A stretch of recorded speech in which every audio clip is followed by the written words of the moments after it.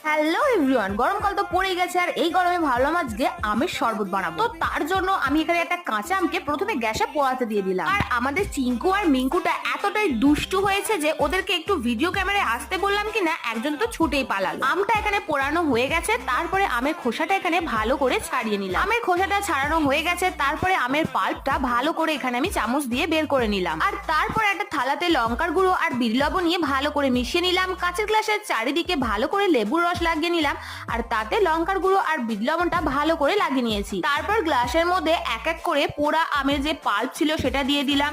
তারপরে দিয়ে দিলাম লবণ, চিনি, লেবুর রস, আইস কিউব আর দিয়ে দিয়েছিলাম জল।